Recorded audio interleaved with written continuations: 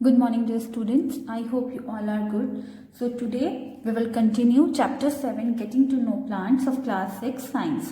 बच्चों, मैंने last video में आपको स्टेम एंड लीफ के फंक्शन के बारे में बताया था, जो कि आपका शूट सिस्टम में आता है. ओके, आज हम बात करेंगे रूट सिस्टम के बारे में. इट मीन्स आज हम रूट्स के सिस्टम के बारे में स्टडी करेंगे. तो बच्चों, रूट्स क्या होती है? रूट्स जो ग्राउंड के नीचे का पार्ट होता है उसको हम क्या बोलते हैं? रूट्स. ठीक है, तो रूट्स क्या होते हैं? देखिए बच्चों, रूट आप देख रहे होंगे इस पिक्चर में, आपको दो तरीके की रूट देखने के लिए मिल रही होंगी, राइट. सो जो ये वाली रूट होती है, जो इस तरह की रूट आप देख रहे हैं, ठीक है, ये इसमें क्या होता है, ये एक मेन रूट होती है, राइट. एक मेन रूट आपको दिख रही होगी इसमें. इस मेन रूट से छोटी छोटी रूट्स निकलती रहती हैं, और इसमें अगर आप देख रहे हैं तो इसमें कोई भी मेन रूट नहीं है, इसमें हर जगह से आपकी रूट्स निकल रही हैं, राइट. सो ये क्या होती है? रूट्स आपकी टू टाइप्स की होती हैं. कैसे? जिसमें आपकी एक मेन रूट होती है और उसी से आपकी छोटी छोटी रूट्स निकलती हैं, उसको हम बोलते हैं टैप रूट. ये क्या कहलाती है? आपकी टैप रूट. और जो छोटी छोटी रूट्स ये इससे निकलती हैं, इनको बोलते हैं आप लेटरल रूट्स, राइट. इस जो टैप रूट होती है ये आपकी मेन रूट होती है. ओके, नाउ अब आप जो सेकंड पिक्चर में देख रहे हैं, इसमें आपकी बहुत सारी रूट्स हैं, राइट. इसमें कोई मेन रूट नहीं है. तो जो इस तरह की रूट्स होती हैं आपकी, उनको बोलते हैं फाइब्रस रूट. क्या बोलते हैं? Fibrous roots. तो इट मीन्स आपकी दो तरह की रूट्स होती हैं. एक होती है आपकी टैप रूट, एक होती है आपकी फाइब्रस रूट. अब देखिए बच्चों, रूट का फंक्शन क्या होता है? रूट का फंक्शन जो होता है, देखिए जो रूट होती है आपकी, वो प्लांट को फिक्स करके रखती है सॉइल के अंदर, और उसको क्या करती है? सपोर्ट प्रोवाइड करती है. इट मीन्स जो इतना बड़ा प्लांट आपका जो खड़ा रहता है जमीन पे, वो किसके थ्रू खड़ा रहता है? रूट की वजह से खड़ा रहता है. बिकॉज रूट जो होती है वो सॉइल के अंदर उसको क्या करती है? एक सपोर्ट प्रोवाइड करती है, उसको अच्छे से फिक्स करके रखती है.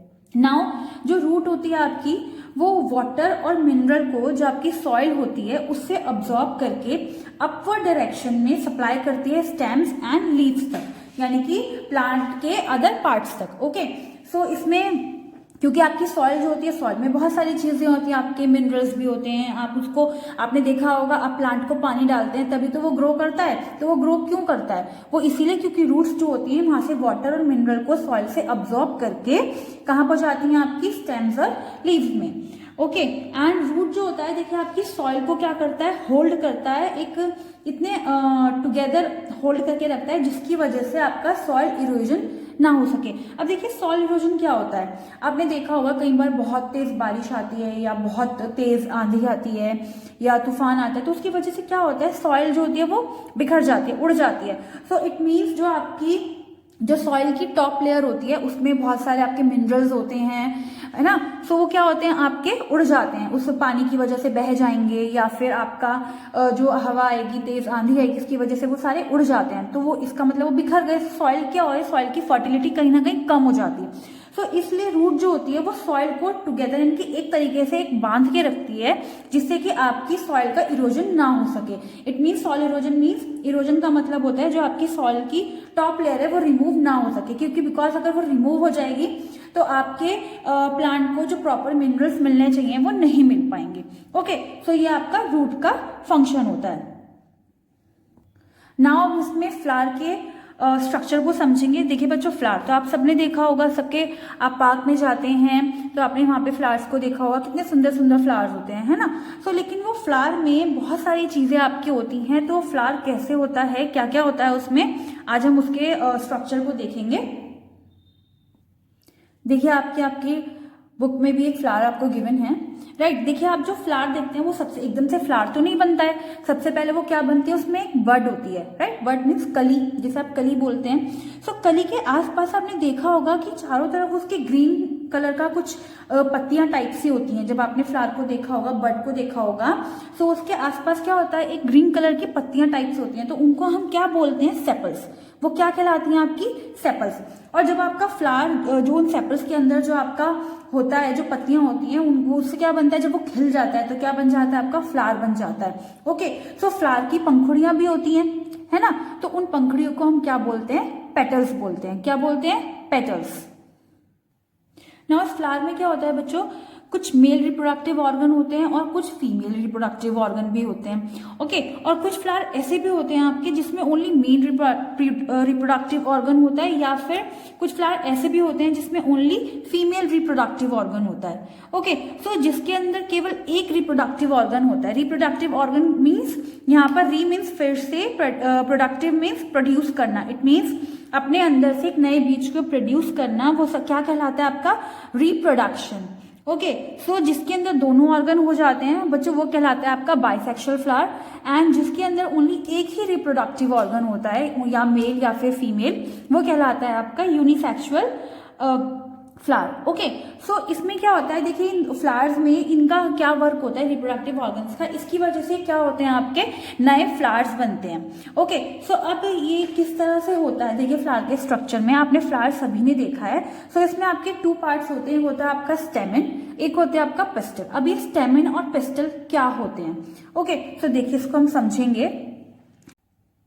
जब भी आप फ्लावर को देखते हैं तो आप कभी फ्लावर को ध्यान से देखिएगा, उसमें एक अंदर एक स्टिक टाइप सा ऐसा कुछ होता है और उसके ऊपर ये कुछ स्वेलन पार्ट होता है, राइट?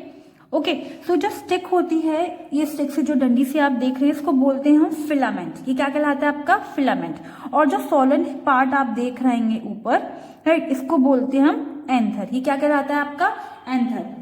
और इस एंथर और फिलामेंट दोनों से मिलके बनता है आपका स्टेमन। क्या बनता है आपका स्टेमन। और स्टेमन मीन्स ये क्या होता है आपका मेल रिप्रोडक्टिव ऑर्गन। स्टेमन जैसे नाम से भी आपको पता चल रहा होगा, स्टेमन man, it means male reproductive organ. ना आपका फीमेल रिप्रोडक्टिव ऑर्गन क्या होता है, देखिए फ्लावर के अंदर ही बच्चों बीच में एक ऐसा आपको ऊपर कुछ पाइप टाइप सा दिखाई देगा, एक ट्यूब सी होगी और नीचे इसका जो पार्ट होता है ये सोलन पार्ट होता है, ये फ्लावर के बीच में होता है, राइट। सो जो ऊपर ये आप देख रहे हैं लाइक छोटा सा यू शेप्ड सा आप दिख रहा होगा आपको, इसको बोलते हैं स्टिग्मा। ये क्या कहलाता है आपका स्टिग्मा। एंड जो ये ट्यूब लाइक स्ट्रक्चर आप देख रहे हैं इसको बोलते हैं आप स्टाइल। ओके, और जो नीचे का आप ये सोलन पार्ट देख रहे हैं इसको बोलते हैं हम ओवरी, राइट। सो ये स्टाइल जो होता है ये आपका स्टिग्मा एंड ओवरी को क्या करता है, कनेक्ट करता है एक दूसरे से। और इसी ओवरी के अंदर आपके होते हैं ओव्यूल्स। और ओव्यूल्स के अंदर ही क्या बनते हैं आपके, मतलब ओव्यूल्स का मीनिंग क्या हो गया, एग। इट्स ओवरी में ही आपके क्या बनते हैं, egg. Okay, ovules means egg. Okay, और स्टिग्मा, स्टाइल एंड ओवरी इन तीनों से मिलके बनता है आपका फीमेल रिप्रोडक्टिव ऑर्गन, जिसको आप बोलते हैं पिस्टल। क्या कहलाता है आपका पिस्टल। इट मीन्स आपका एंथर और फिलामेंट से बनता है आपका स्टेमन यानी कि मेल रिप्रोडक्टिव ऑर्गन, और स्टाइल, स्टिग्मा एंड ओवरी से मिलके बनता है आपका फीमेल रिप्रोडक्टिव ऑर्गन, जिसको आप बोलते हैं पिस्टल। ओके, सो ये बच्चों आपका फ्लावर का स्ट्रक्चर था। So with this our chapter 7 getting to know plants is finished. I hope you all have understood this chapter. If not, then go through all the videos of this chapter once again. We will soon meet with the next video. Thank you.